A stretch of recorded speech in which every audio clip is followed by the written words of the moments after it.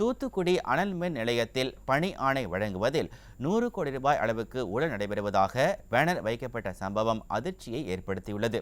தூத்துக்குடியில் தமிழக அரசின் மின் பகிர்மான கழகத்திற்கு சொந்தமான அனல் மின் நிலையத்தில் ஆண்டுதோறும் பராமரிப்பு பணிக்காக ஒப்பந்தங்கள் கோரப்பட்டு பராமரிப்பு பணிகள் மேற்கொள்ளப்படும். இந்த நிலையில் இந்த ஆண்டுக்கான பராமரிப்பு பணிக்காக சுமார் 311 ஒப்பந்தங்கள் கோரப்பட்ட நிலையில் அடுத்த மாதம் பணிகள் தொடங்கப்பட வேண்டும். ஆனால் ஒப்பந்தம் எடுத்த ஒப்பந்ததாரர்களுக்கு இதுவரை பணி ஆணை வழங்காமல் நிர்வாகம் காலம் தாழ்த்தி வருகிறது. மேலும் முன்னாள் அமைச்சர் செந்தில் பாலாஜிக்கு கமிஷன் கொடுக்க வேண்டும் என கூறி சுமார் 100 கோடி ரூபாய் அளவுக்கு பணம் வசூலித்திருப்பதாக கூறப்படுகிறது. இது குறித்து அனல் மின் நிலையம் முன்பு பேனர் வைக்கப்பட்ட சம்பவத்தால் பரபரப்பு ஏற்பட்டுள்ளது.